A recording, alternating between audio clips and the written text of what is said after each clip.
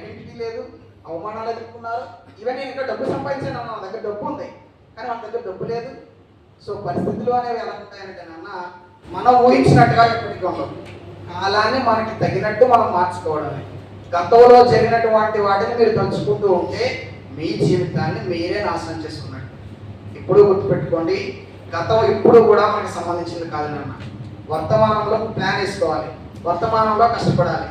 భవిష్యత్తులో ఖచ్చితంగా ఇది కనుక మంచి ఫ్యూచర్ ఉంటుంది. జరగదానే కాదు నాన్న, జీవితంలో మంచి అవకాశాలు అనేవి మన కోసం ఎప్పుడూ తలుపులు తెరిచే ఉంటాయి. కాబట్టి ఎప్పుడూ మర్చిపోవద్దు, గతం అనేది మీది కాదు, పాజిటివ్ యాటిట్యూడ్తోనే ఉండండి. అని ఎప్పుడూ నాన్న ద్వేషించడం అనేది అత్యంత పనికిమాలిన విషయం. సినిమాల్లో మాత్రమే పగలు 10 కళలు బాగుంటాయి నాన్న.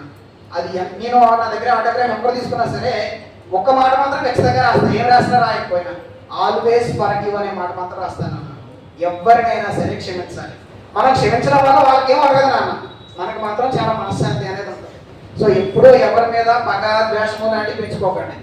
నచ్చితే ఆడుతూ ఉండండి, లేకపోతే కూర పని పనిలేదా అని చెప్పి ఆడుతూ మాట్లాడటం అనేసి మీ పని మీరు చూసుకోండి. నా జీవితంలో ఆడటం ధ్యానం ఉంది నాన్న. కాబట్టి ఆల్ ది బెస్ట్. అవకాశాలు అనేవి మళ్ళీ మళ్ళీ రావు నాన్న. వచ్చినప్పుడు మార్కింగ్ వేస్ట్ చేయొద్దు, జాగ్రత్తగా చదువుకోండి.